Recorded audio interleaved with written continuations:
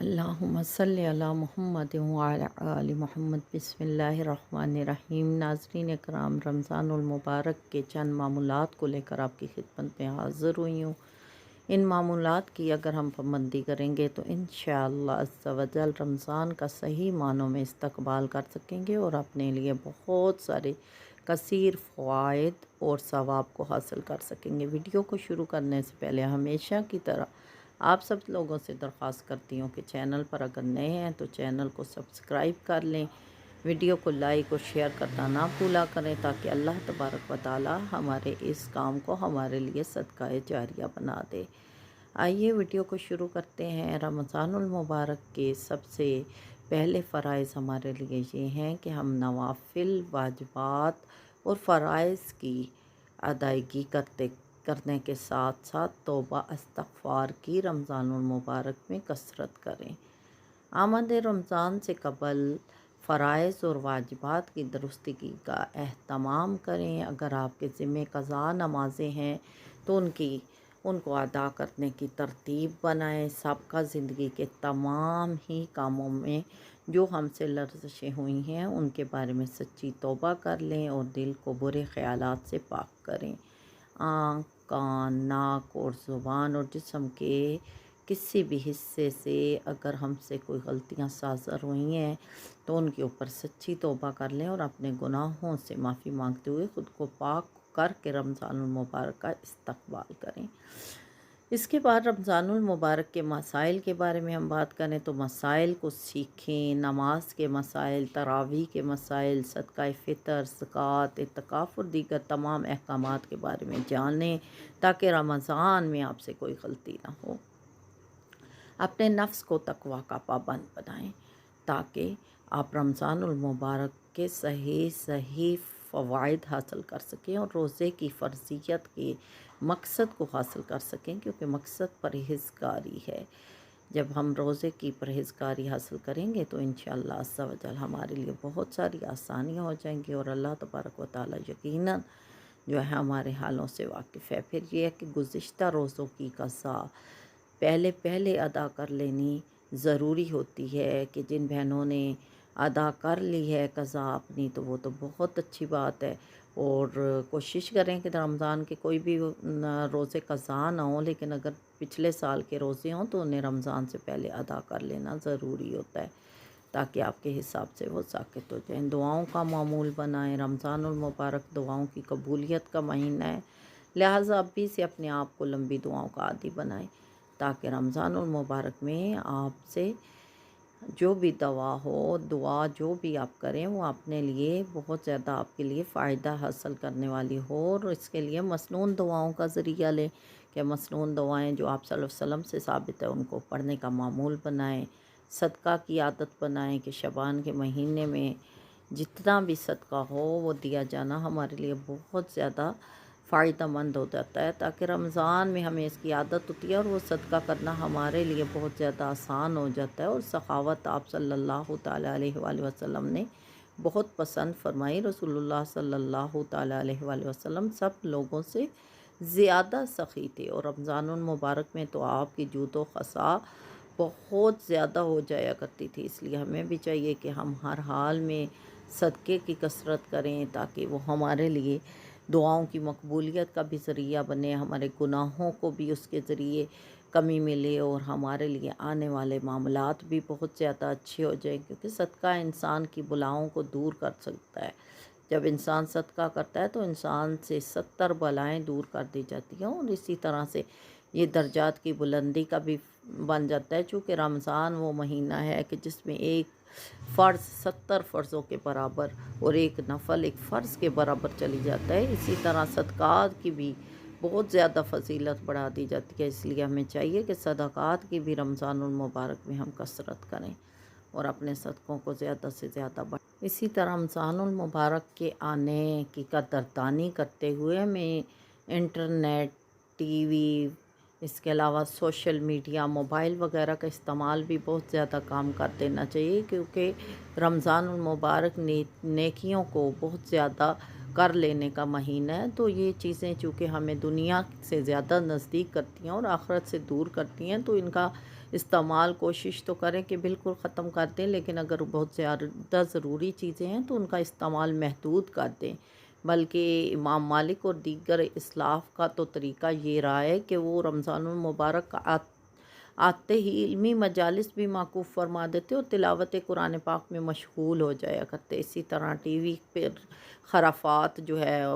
وہ رمضان المبارک کی آمد سے ہی ہمیں ان سے جان چھڑانے کی کوشش کرنی چاہیے کہ جو رمضان کے نام کے اوپر بہت سارے پروگرام ہیں، اسی طرح غیر شرعی اشتہارات ہیں، غیر شرعی ڈراماز ہیں، اور اسی طرح کی باقی سوشل میڈیا کی جو ایکٹیویٹیز ہیں،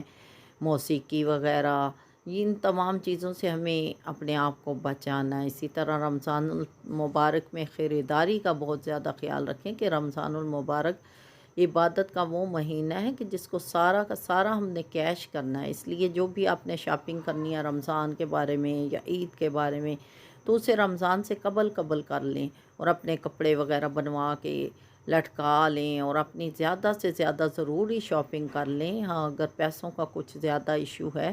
تو پھر بھی کوشش کریں کہ رمضان المبارک میں کم سے کم خریداری کریں تاکہ آپ کا زیادہ سے زیادہ ٹائم بچ سکے اور یہ تمام ٹائم ہمارا عبادت اور تلاوت قرآن پاک میں گزر جائے۔ کیونکہ ہم دیکھیں قرآن پاک میں اللہ تبارک و تعالیٰ کے کتنے فضائل ہیں۔ اللہ کے نبی نے اس کے بارے میں فرمایا کہ الف لام میم جو ہے وہ ایک لفظ نہیں بلکہ 3 حرف ہیں، اور اس کے پڑھنے پر آپ کو 30 نیکیاں ملتی ہیں، تو اس کا خیال رکھیں۔ اسی طرح غیر ضروری کاموں کا بوجھ بھی اپنے اوپر ہلکا کر دیں، بلکہ نہ صرف اپنے اوپر ہلکا کریں بلکہ اگر آپ نے ملازمین رکھے ہوئے ہیں تو ان کے اوپر سے بھی کام، مشقت، مشکل کم کر دیں اور ان کا بوجھ ہلکا کر دیں۔ رسول اللہ صلی اللہ تعالیٰ علیہ وآلہ وسلم نے ارشاد فرمایا، جو شخص رمضان کے مہینے میں اپنے غلام یعنی خادم یا ملازم کے حق میں اچھا ہے تو حق تعالیٰ رب العالمین اس کی مغفرت فرماتے ہیں اور اسے آگ سے آزادی عطا فرماتے ہیں۔ اور یہ بڑی پیاری حدیث اور روایت ہے جسے مشکات شریف جلد نمبر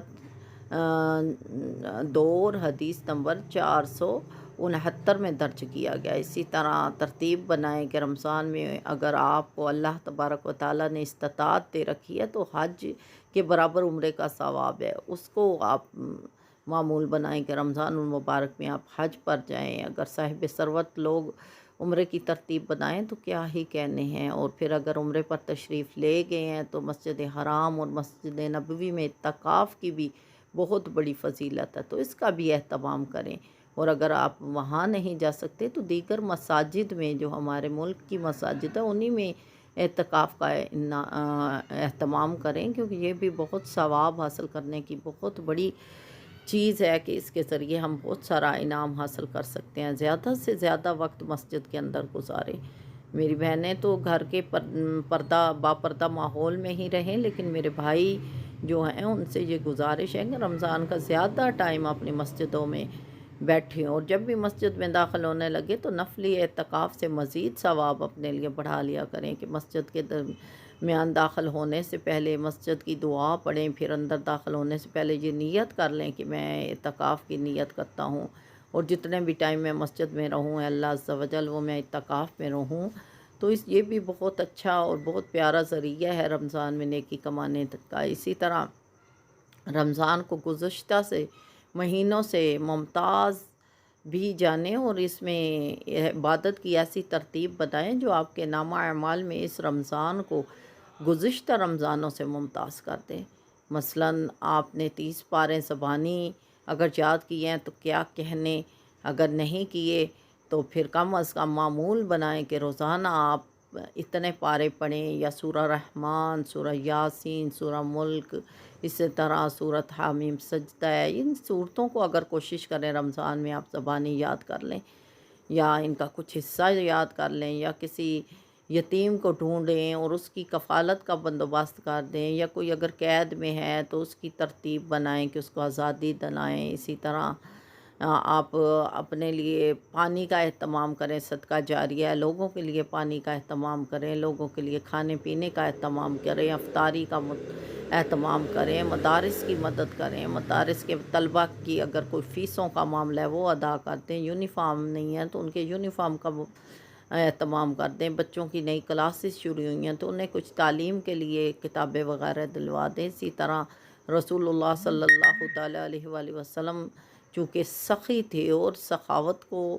بہت زیادہ پسند کرتے تھے، اور رمضان میں چونکہ حضور پاک صلی اللہ علیہ وسلم کی سخاوت کا تو کیا ہی کہنا، تو اس کو بھی معمول بنائیں۔ اسی طرح رمضان المبارک کے مسائل سیکھیں، روزہ کب رکھا جائے، کب افطار کیا جائے، روزے کے بارے میں کہ کون سے احکام سے روزہ ٹوٹ جاتا ہے، کون سے احکام سے روزہ مکروہ ہو جاتا ہے،